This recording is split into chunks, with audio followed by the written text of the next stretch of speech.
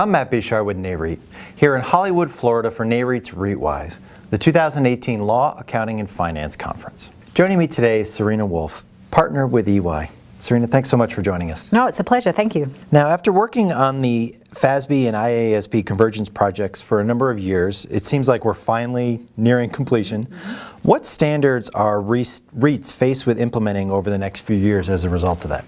Well, we talk about the big three, so which would be revenue recognition, leases, and then credit impairment. And so leases is next year, and people are frantically trying to work through any implementation issues at the moment. And hopefully, as you mentioned, we might be close to being done with most of the issues there. But the last one of the big three would be the credit impairment standard. And I think that's applicable, I should say, I don't think I know, it's applicable for 2020, and so therefore is after the leasing standard. And I would want people, particularly REITs, and I mentioned this today at the Best Financial Practices Council or Committee, that I want REITs to make sure that they don't take their eye off the ball here, because this does apply to them. It applies to trade receivables, it applies to any debt investments that they might have. And many of our REITs do invest in loan receivables and other types of things. So it is a huge change it's a bit of a change in the model, whereby they don't have to just look at historical losses now, they have to forecast out what an expected loss might be. And so that's taking into consideration outside factors like potential economic downturns and other types of things. So that could be a huge modeling exercise and a big change to processes that we're not used to today. And so I would say it's obviously very important for mortgage REITs, for the mortgage REIT constituents, but also for the equity REIT constituents, and so that's next on the list. Now, in your opinion, which, if any, of these standards do you think is going to have the most significant impact as REITs prepare their financial statements? So I do think it's probably going to be the credit impairment standard, and I don't think that you'll find that there will be a significant dollar value impact or significant change in the way that they do what they actually record, but it's going to have a significant process change and require them to do modeling and think out economic forecast-wise that they have never done before. And then I guess with the leasing standard, there is some analysis and work they're going to have to do around ground leases if they're a lessee, which will be a difference and a bit more of a process and controls issue than what they've had historically. So that's my thoughts on those two. Now, here at REITwise, you also moderated a panel on the state of non-GAAP reporting. What was the key takeaway from that session? So the Centre of Audit Quality held a number of roundtable discussions over various industries around non-GAAP measures.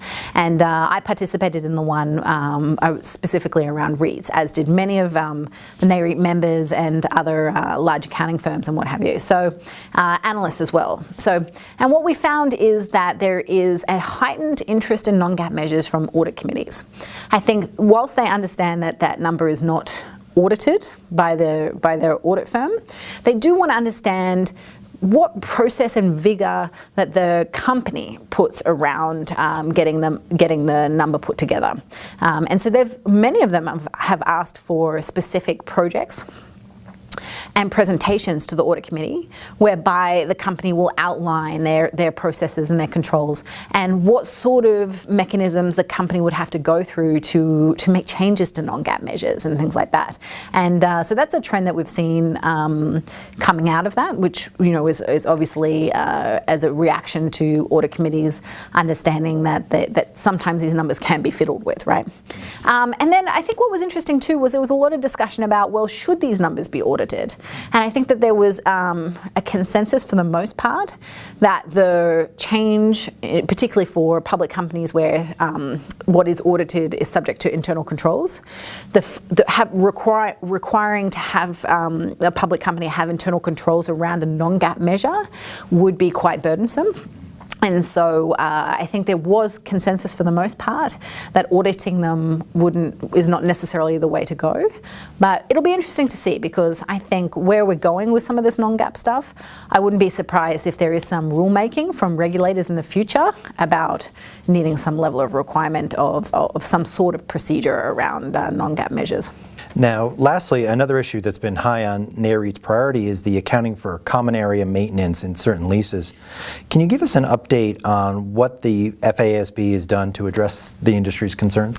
Yeah, so this has been a success story, I think, for REITs and for Nareit in particular. Nareit has been lobbying hard the FASB to help them understand how complicated this is for very little value. You know, there's a lot of work to extricate the two numbers from each other, particularly in a gross lease, where users of the financial statements don't really seem to care because it won't change the pattern of recognition so much.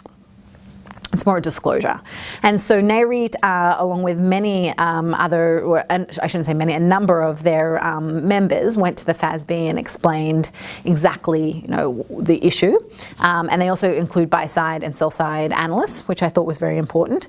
And the FASB listened. And as a result of that, they issued an exposure draft, which included a practical expedient that if, the timing and pattern of recognition would be the same, combined or broken up, that you wouldn't have to break out CAM from gross leases. So there is some nuances in the way that they've worded it that we think could be improved, because I think the way that it's currently worded, it may restrict the use of the practical expedient.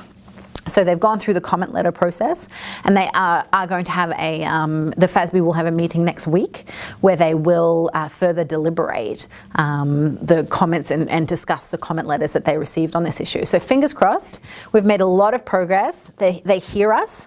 They understand that they're, from a cost-benefit analysis, that this might not be the best use of preparers' time. And so we'll just have to wait and see where they end up next week. Great. Serena, thank you so much for joining us. You're welcome. Thank you. For more from REITwise, be sure to visit Nareit's website, REIT.com.